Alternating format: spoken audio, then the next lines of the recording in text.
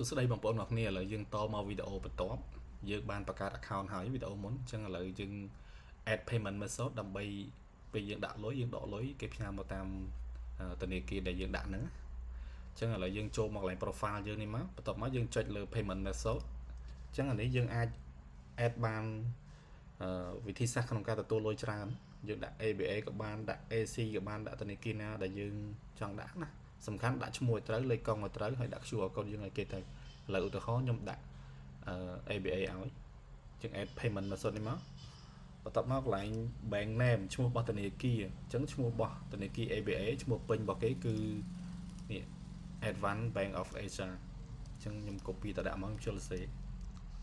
ហើយ bank location គឺនៅកម្ពុជាយើងរើស Cambodia ហ្នឹងមកហើយកន្លែង currency នេះនឹងយើងរើសយក KUSD ចំណាំណារើសឲ្យត្រូវបងប្អូនអរគ្នារើសយក KUSD បន្ទាប់មក account number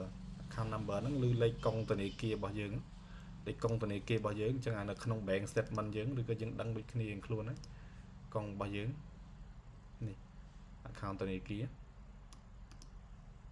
ខ្ញុំ copy យក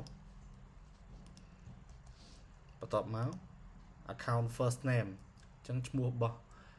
កង់ធនាគារហ្នឹងឈ្មោះប្អូនរបស់ខ្ញុំឈ្មោះតករបស់គាត់ខំហើយឈ្មោះគាត់ Holly ហើយកន្លែង Swift code ហ្នឹងយើងទៅមើលនៅក្នុងអា bank statement យើងនេះដែលយើង download មកហ្នឹងនេះ Swift code ហ្នឹង bank Swift code គឺ ABA AKHPP អញ្ចឹងខ្ញុំ copy ទៅ Swift code ហ្នឹងហើយកន្លែង choose file ហ្នឹងឲ្យយើងរើសយកQR code អញ្ចឹងយើងយក QR code ដែលយើង download យកមកនេះ QR code ហ្នឹងតបមកយើង add ទៅអញ្ចឹងគេទាឲ្យយើង verify ជាមួយ email នេះគេផ្ញើ code មកហើយយើង copy ហើយយើងដាក់ចូលមក